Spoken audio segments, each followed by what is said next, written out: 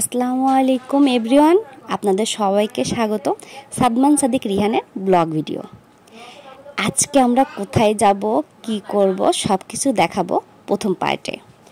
যেহেতু সারাদিন অনেক ঘোরাঘুরি করেছি সেহেতু ভিডিওটা অনেক বড় হয়ে গেছে, একটা পার্টে দেওয়া সম্ভব না, যার জন্য আমি কয়েকটা পার্ট করেছি। কয়েকটা পার্টে আপনাদের দেখাবো। আমরা একটা সিএনজি ভাড়া করে নিয়েছিলাম।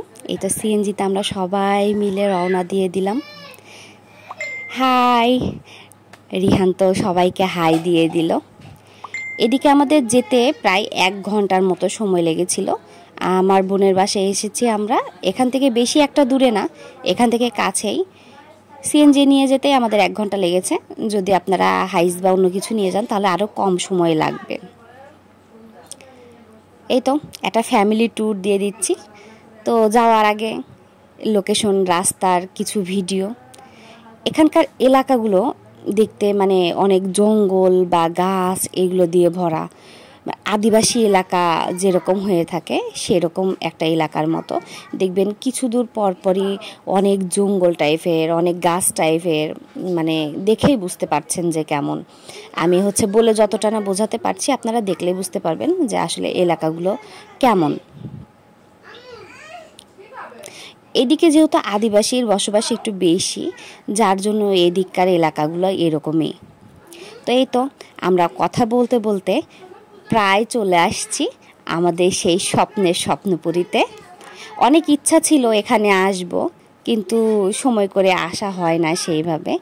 এখন একটা সময় পেয়ে গেছি, একটা যেহেতু চান্স পেয়ে গেছি, চান্সটা খাটিয়ে যাই এটা মনে হলো। পরে এই তো আমরা ভেতরে ঢুকে পড়লাম। এখানে সিএনজি আসলে সিএনজি ভাড়া আপনার 500 টাকা নেবে ভেতরে ঢুকতে। আর যদি আপনারা হাইস নিয়ে আসেন তাহলে মনে হয় 1000 টাকা নেয়। আর বাস নিয়ে আসলে সেটা তো বাসের ভাড়া অনুযায়ী সেইভাবে। বিশ্বাস করেন এতটা সুন্দর আমি কখনো কোথাও দেখিনি। আসলেই স্বপ্নপুরী স্বপ্নের মতো সুন্দর, মাশাআল্লাহ, খুবই ভালো লেগেছিল।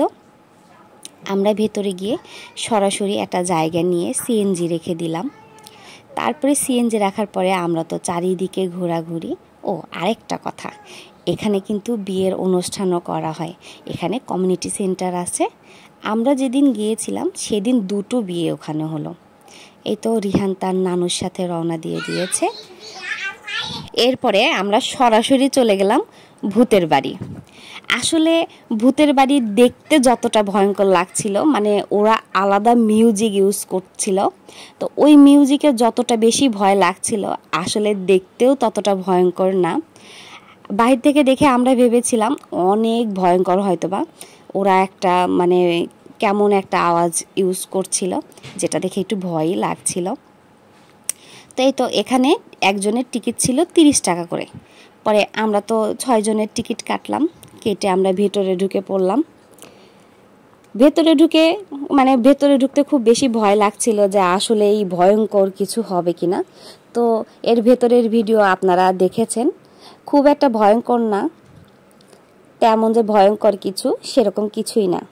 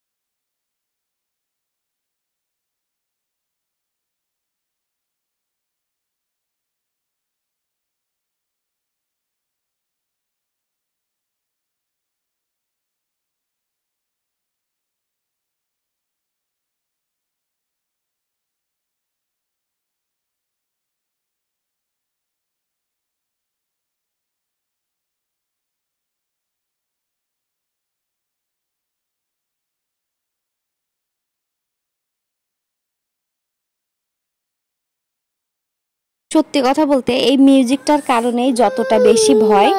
তো আমরা ঘুরে টুরে এই তো শেষ করলাম, প্রথম পার্ট শেষ। আল্লাহ হাফেজ।